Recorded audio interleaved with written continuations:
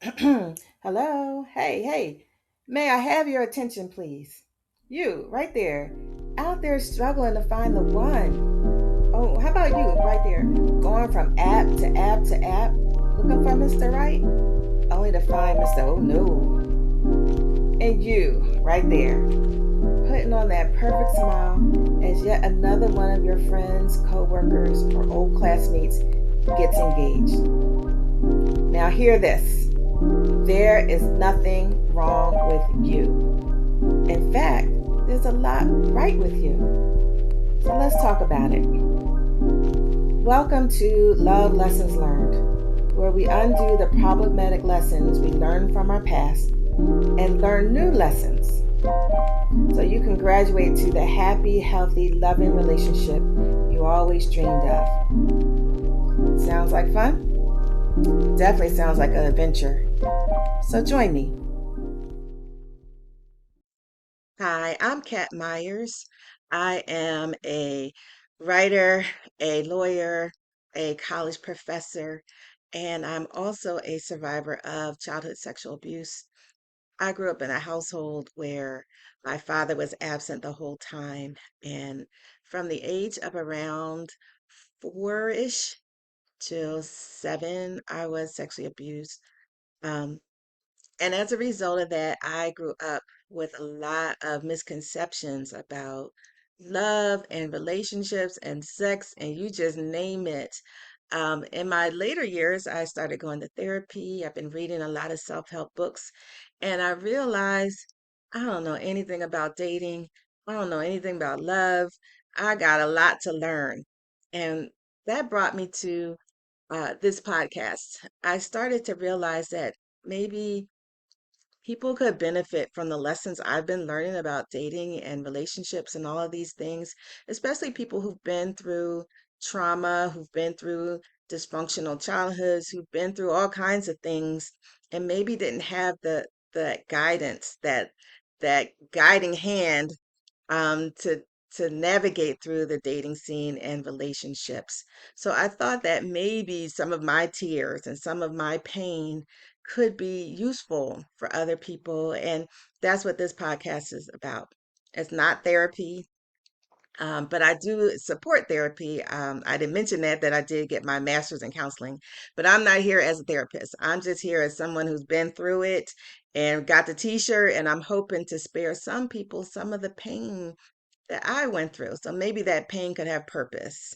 That's what this podcast is about. Each week, we will go through and unpack a new lesson, and hopefully, through each lesson, you will learn more and more about yourself and about dating and love, and eventually find that happy, healthy relationship that you are looking for. And so today, we're going to start with our first lesson, lesson one, which is there is nothing wrong with you. There's nothing wrong with you. If you've ever had that belief, if you've ever been out on a date and someone said, well, why are you still single? Which kind of leaves that message, what's wrong with you? Or just you've been trying to do all the right things. You've been celibate, you've been going to church, you've been doing all the right things, and still you haven't met that right person for you, and you start to wonder, is it me? Is there something wrong with me? Am I just too broken? Am I too damaged? And maybe you are finding relationships, but they're not what you're looking for. They're more like booty calls, they're more like not what you want. We'll just put it that way. And you start to wonder, is there something wrong with me? And maybe there's that little voice that says, it's never going to happen for you. Just settle for this. Just take this sloppy seconds kind of relationship and just be happy. Don't expect anymore. Don't expect to be loved, truly nourished, truly supported. Don't expect those things. The devil is a liar. There is nothing wrong with you. And I will give us, I didn't say this also, I'm a Christian. And so I do give you everything that's worked for me, and my faith has worked for me. And so I give you this Bible verse for today, in Psalm 139. You are fearfully and wonderfully made. Lord, your works are wonderful, and I know that full well. And what that tells us is that everything that God makes is wonderful. So how could you be broken? How could you be damaged? How could there be anything wrong with you when God made you? The problem is, I have found that where I learned about love gave me the wrong information. So there's nothing wrong with me. I've just been operating under the wrong information. And the proof that there's nothing wrong with me is that the brains that we have are fearfully and wonderfully designed. Our brains are designed to keep us safe. They know exactly what to do to keep us safe, to keep us alive, and to seek pleasure and happiness. That's what how our brains are wired. And so in the past, you may have engaged in people pleasing to keep yourself safe, to keep yourself alive. Your brain learned how to do that to keep you safe. And then you just started to translate that into relationships and other areas of life. Or you've seen the adults in your life, how they love, and your brain took that information and said, oh, this is what love is. And so that's how you started to understand how dating and relationships and love, how people argue, how people communicate with each other, how people handle frustration. You model what you saw. All that is evidence that your brain works perfectly fine. There is nothing wrong with you. We've just been feeding it the wrong information.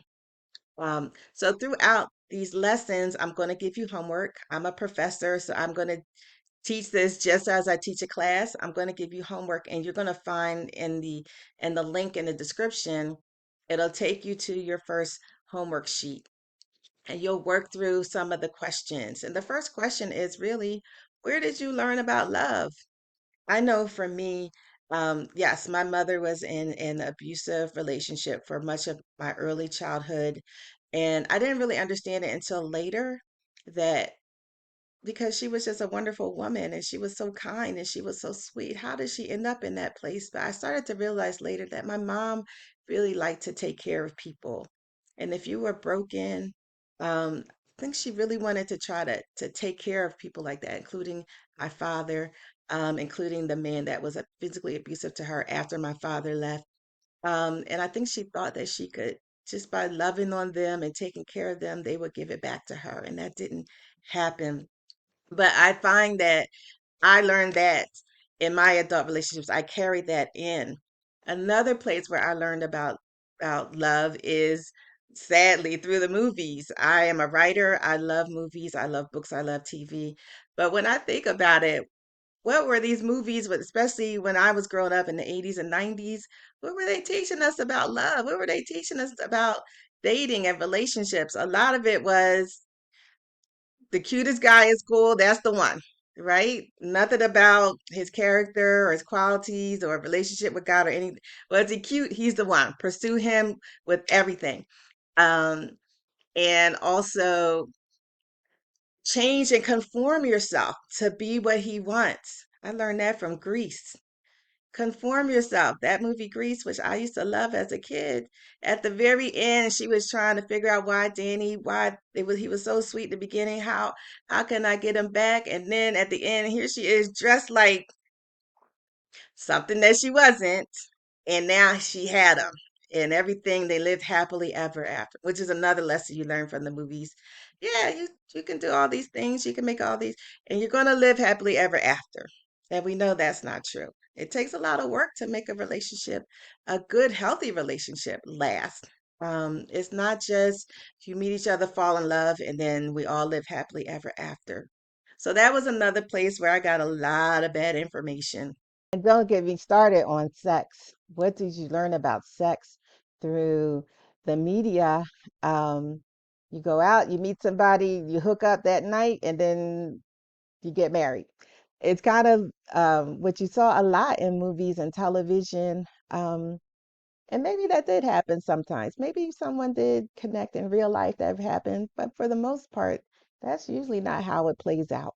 Um, it's a lot of heartache, it's a lot of ghosting, it's a lot of tears, and no good. So that's one area. And then the last place where I learned a lot about relationships is through my friends, all through high school, conversations we had in the bathroom, conversations we had on the back of the bus.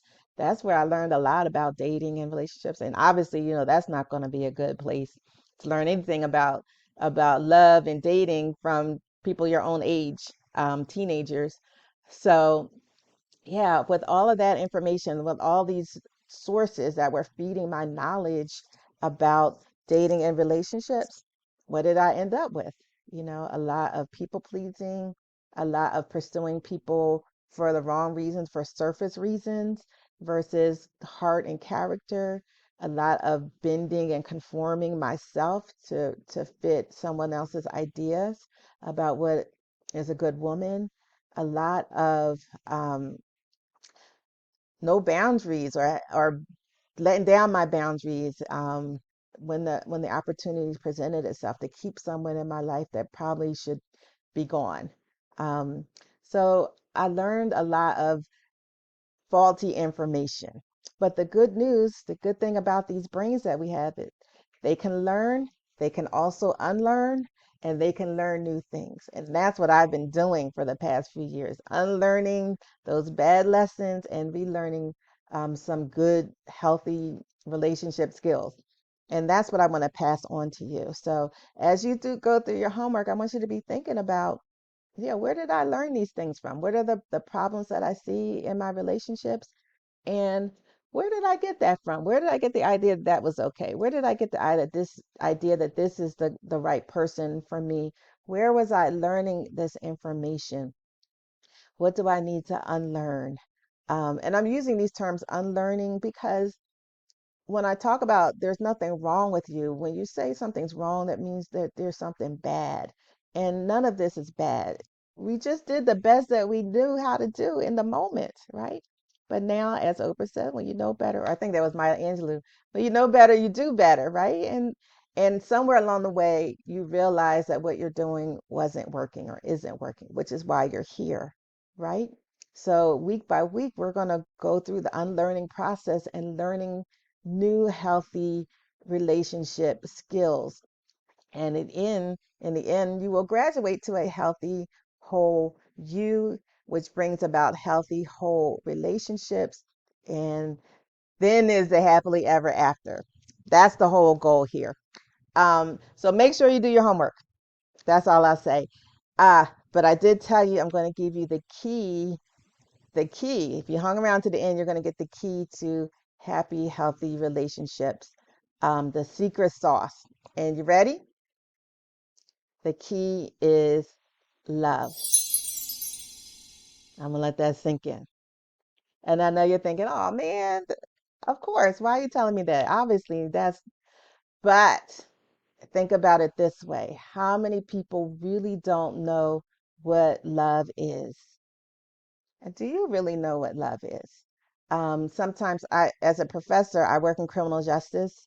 Um, I've done a lot of lessons. We talk a lot about intimate partner violence for teens all the way through adults. And the question that keeps running through my mind is, why would you allow these things? Why would you allow someone to talk to you that way? Why would you allow someone to treat you like that? Somewhere along the way, that person, started to think this was love. Why would you allow this person to not speak to you for weeks and then just show up on your doorstep at midnight and want to jump into bed with you? That's not love. But for many of us, we are very confused about what love is. And if you're confused about what love is, then how will you know how to love, right? If you don't know what love is, how will you know how to love or to even recognize it when it's right in front of your face? And on the same line, how will you know how to love someone if you don't know how to love yourself? Ah, how do you know how to love someone if you don't know how to love yourself? And you say, well, I know how to love myself. Do you? Do you really know how to love yourself? um, Again, we allow certain things in our lives, we allow certain people in our lives, which is evidence that we don't truly know how to love ourselves. Because if you love yourself, you're not going to let people walk all over you. You're not going to let people talk to you any kind of way. You're not going to let people take and take and take and never give, not be supportive, not listen to you. Um, a lot of that comes from not loving ourselves. And maybe we didn't see the people in our lives really loving themselves, so we don't know how. So again, it comes back to love. How can you love someone if you don't know how to love yourself? And how can you give love? if you don't know how to love yourself, right? How can you truly love someone else if you don't know how to give it to yourself? You can't give what you don't have. So if you don't know how to love yourself and take care of yourself, you really can't give that to someone else in a genuine and authentic way. And so if you don't know how to love someone else, how can you truly be loved? So it comes full circle. It all comes back to love, which is what we're going to tackle in lesson 2. So I hope you come back and spread the word to other people. Anybody you think could be benefiting from this, I pray that you come back and keep learning these lessons. But do your homework. That's all I'll say. Thank you for joining me, and I'll see you in lesson 2. Bye.